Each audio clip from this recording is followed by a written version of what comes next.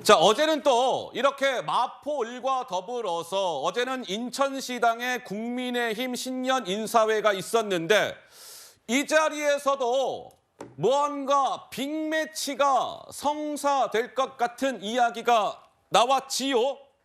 한동훈 비대위원장 플러스 원희룡 전 장관의 목소리가 차례대로 등장할 겁니다. 들어보시죠. 이재명 대표가 출마하는 곳에서 우리가 승리하는 것은 상징적인 의미가 있고 그 한석 이상의 의미가 있습니다. 여러분, 설명이 필요 없는 우리의 원희룡입니다.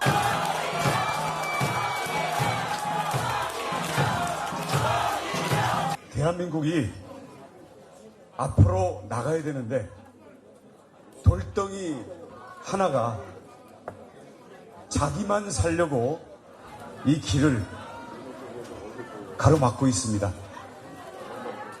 이 돌덩이가 누군지 여러분 아시죠?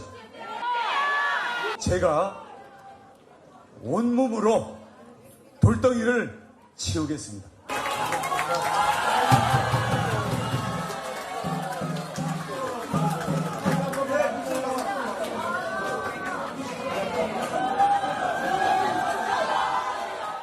자, 오늘 오전과 비슷한 상황이 있었습니다. 그렇지요. 한동훈 비대위원장과 원희룡 전 장관이 어깨동무를 하면서 파이팅! 잘해봅시다. 뭐 이런 모습이 나왔는데, 자, 원희룡 전 장관이 지금 이재명 민주당 대표의 지역구인 인천 계양을에 지금 사실상 출사표를 던진 거 아니겠습니까? 그런데요, 지금 정치권의 관측은 이재명 민주당 대표가 오는 4월 10일 총선에서도 인천 계양을에 또다시 출마하지 않겠느냐라는 전망이 조심스레 나오고 있습니다. 그렇다면 또 하나의 빅매치 인천 계양을 이재명 vs 원희룡, 원희룡 vs 이재명 이렇게 선거가 치러지는 거 아니겠습니까? 자, 이재명 민주당 대표는 재보선을 통해서 국회의원 배지를 달았는데 그때 결과를 한번 보시겠습니다. 이러했습니다. 그 당시에 국민의힘 후보는 왜 지역에서 의사활동을 오래 했었던 윤형선 후보였지요. 그런데 결과는 이러했어요. 8,403표 차이로 그 당시 이재명 후보가 재보선에서 당선이 돼서 이제 국회의원 배지를 달은 것인데 만약에 이번에 원희룡 전 장관과 이재명 대표가 인천 계양을에서 붙으면 결과는 어떠할까? 벌써부터 많은 분들이 관전 포인트, 흥미롭다 이런 시선으로 지켜보고 계세요. 어떻습니까? 우리 성취윤 부의장께서는 마포울에 이어서 인천 계양을 원희룡 장관이 지금 출사표를 던졌단 말이에요. 좀 어떻게 보시는지요? 전 뭐 원희룡 전 장관의 개인적 욕심은 알겠으나 전 부적절한 출마라고 봅니다. 부적절하다. 예, 이유는 아이고야. 인천은 전세 사기 피해자가 가장 많았던 지역입니다. 허허. 저는 그 국토부 장관, 중부처 장관으로서 이 전세 사기 피해 대책 특히나 피해자들의 구제 대책을 제대로 세우지 않았던 장관이 무슨 염치로 다시 인천에 와서 출마를 하겠다는지 저는 되묻고 싶고요. 예. 온몸으로 뭐 돌덩이를 치우겠다고 했는데 예. 온몸으로 원희룡 전 장관이 해야 됐던 일은 온몸을 던져서 전세 사기 피해자들을 구제해 줬어야죠. 그때 원희룡 전 장관이 뭐라고 했냐면 4인강 계약에 따른 피해이기 때문에 구제자들은 구제해 줄 수 없다. 이런 식으로 선을 그었거든요. 얼마나 많은 사람들이 전세 사기 때문에 피해를 보고 자살도 하고 얼마나 고통스러워하고 있습니까? 그런 거에 대해서 전 지적을 하고 싶고 또 하나 묻고 싶은 거는 야. 원희룡 이제 전 장관이죠. 그러니까 전 장관이 그 이재명 그 당시 2022년 대선 경선에 나왔을 때 원희룡 그 전 장관의 아내께서 부적절한 발언을 했던 거가 있거든요. 그러니까 예. 그 이재명 당시 후보를 향해 소시오패스라는 단어를 썼었습니다. 그거에 대해서 끝내 제대로 된 사과를 하지 않았습니다. 예. 저는 이 혐오 정치 끝내자고 하시는 한동훈 비대위원장이 그런 발언을 했던 사람에 대한 뭐 이 지적이나 사과도 없이 그 사람을 이재명 후보와 예. 맞붙게 내세우는 것은 이거는 혐오 정치를 조장하는 것 아닙니까? 저는 그런 차원에서 원희룡 전 장관이 과연 이 인천에 나와서 이재명 대표와 붙을 수 있는 자격이 있는가를 저는 되묻고 싶습니다. 자, 성취윤 부의장님의 말씀은 김경률 비대위원이 서울 마포울에 출마하는 것은 민주당 입장에서는 약간 좀 긴장을 타야 할 것 같아요. 이런 말씀을 주셨는데 원희룡 전 장관이 이재명 민주당 대표의 인천 계양을에 출사표를 던진 것과 관련해서는 염치가 없어요. 이런 평가를 주셨는데 두 분 중에 어느 분이 말씀을 주시겠습니까? 뭐 제가 좀 한 말씀 드리면은 전세 사기 지금 얘기하시면서 이제 좀 부적절하다라는 얘기를 하셨습니다. 근데 아마 인천에서 전세 사기 뭐 이런 얘기하면은 우리 지금 추위에 떨고 계시는 송영길 전 대표가 깜짝 놀라실 것 같은데 예. 뭐 어쨌거나 뭐 그거에 대해서 부적절하다라고 뭐 생각은 하실 수도 있겠죠. 근데 저도 일단 뭐 부적절한 출마가 될 수도 있다고 봅니다. 왜냐면은 이재명 대표랑 원희룡 전 장관 두 사람의 이 어떤 빅매치 자체가 성사가 안 될 가능성도 굉장히 높아요. 그러니까 우리 그 원희룡 전 장관 같은 경우는 잘 아시는 것처럼 대장동 1타 강사 아닙니까? 예. 저도 이제 애들을 많이 가르쳐보고 학생들을 많이 가르쳐봐서 아는데 이 원희룡 장관이 진짜 기가 막히게 수업을 잘합니다. 잘 그래요? 가르치세요. 근데 이게 수업이 이루어지려면 전제 조건이 뭐냐면 수업을 듣겠다라고 하는 애들의 의지가 있어야 되는데 학생들의 태도. 학생들의 의지가 있어야 되거든요. 지금 이제 이재명 대표 같은 경우는 원희룡 전 장관한테 좀 뭔가 수업도 좀 들으시고 아이고야. 어떤 식으로 정책을 짜야 되는지 그거에서 좀 학습을 좀 하셔야 되는데 계속해가지고 공부하겠다 의지가 없으니까 도망만 지금 다닐 거란 말이에요. 제가 보기에는. 예. 그래서 애들을 제가 가르쳐본 결과 이게 뭔가 좀 의지가 있어야 애들도 수업을 할 수 있고 뭐 또 애들 가르칠 수가 있는데 의지가 없는 사람한테는 제가 보기 쉽지 않을 거라고 봅니다. 자, 국민의힘에서는 그래서 이재명 민주당 대표를 약간 압박하는 목소리가 오늘 당장 나왔습니다. 이런 거예요. 자, 이재명 대표님 어디 도망갈 생각하지 마세요.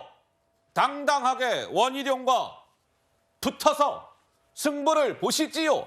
이런 목소리가 나왔습니다. 들어보시죠. 현재 제가 있는 곳에서 제가 예. 한번 정면 그쵸, 대결하자고 하셨죠. 예. 했는데 제가 그 출마 선언한 바로 그 다음 날 개항으로 달아나신다고요. 근데 네. 다시 또 저 다른 분이 온다고 해서 다시 또 비례대표로 도망을 갈까? 사실 정치인이 이렇게 비겁한 모습을 보이면 정치 생명은 저는 끝이라고 생각합니다. 가장 염려가 되는 거는 이재명 당대표가 이 원희룡 1타 강사가 무서워갖고 도망갈까 이것이 가장 걱정이에요. 비례로 간다든지 민주당이 좋은 텃밭으로 다시 옮겨간다든지 이러면은 아마 21세기 최고의 비겁자가 될 거다. 계양을 지켜서 반드시 원희룡 장관하고 붙어라.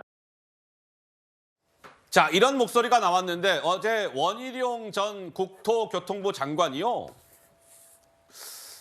의미심장한 이야기를 합니다. 뭐라고 얘기하느냐. 이재명 민주당 대표가 발을 디디는 곳이라면 내가 그 어디든지 쫓아가서 그 돌덩이를 치우겠습니다. 이렇게 얘기를 했습니다. 이어서 듣고 가실까요? 국회를 자기가 살기 위한 방탄마기로 만들고 있는 야당의 책임자 다 발을 디디는 곳이라면 그게 우리 한국 정치의 가장 큰 길을 막는 길막이 돌덩이이기 때문에 그것을 치우러 어디든 가겠습니다. 정치 구도 자체가 여당도 야당도 꼼짝 못하고 꽉 막혀 있는 이 상황을 풀기 위해서 제가 할 수 있는 일은 대한민국을 방탄용으로 가로막고 있는 그 돌덩이를 다가오는 선거에서 우리 수준 높은 국민의 손으로 정리하는 것이 책임 있는 정치에 할 일이라고 생각을 합니다. 발을 디디는 곳이라면 내가 어디든지 쫓아가서 이재명 민주당 대표와 붙겠습니다. 이 대표가 만약에 계양을을 떠나서 다른 지역에 출마하겠다고 하면 원희룡 제가요 그 지역에 나가서 붙겠습니다. 뭐 이런 메시지 아니겠어요?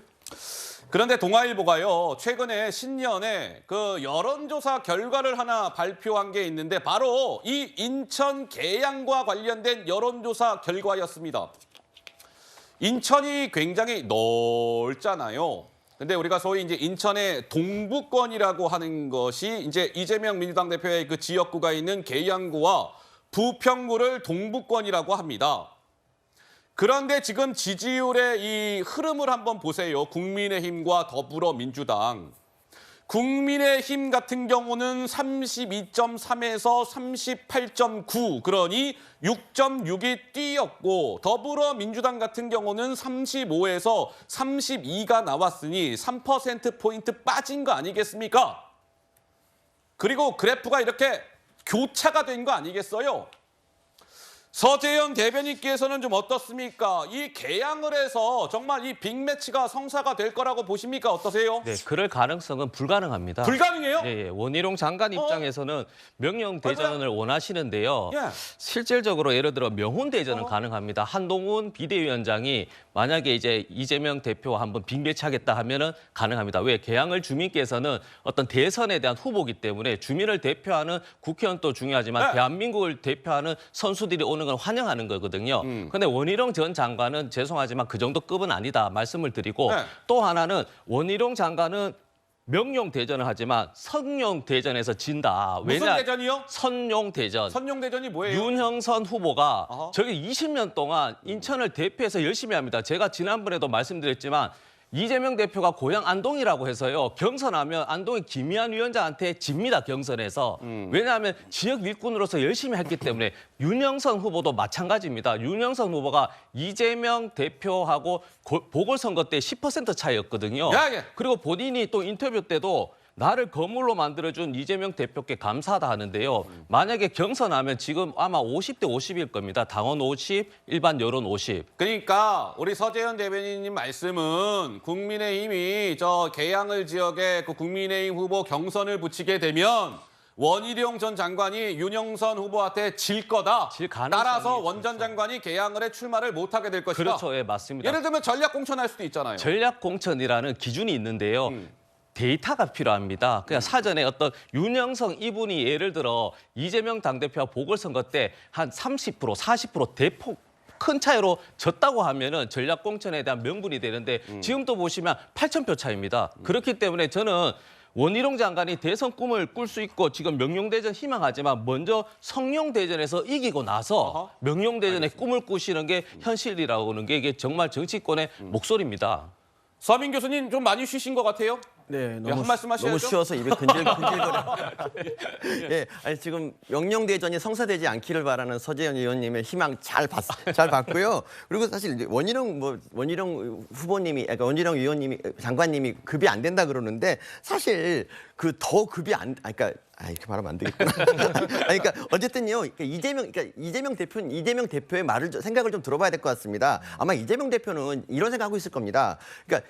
지난 대선에서 패하면 원래 이제 대부분은 이제 자숙하면서 좀 쉬거든요. 근데 그거 없이 그냥 바로 이제 보궐선거 출마해서 그것도 남의 지역구를 뺏어서 개항을로 왔단 말이에요. 그런데 이제 이번에 또 한번 당선돼서 계속 방탄을 쓰려고 그러는데 원희룡 후보가 온다 그러니까 아마 이럴 거예요.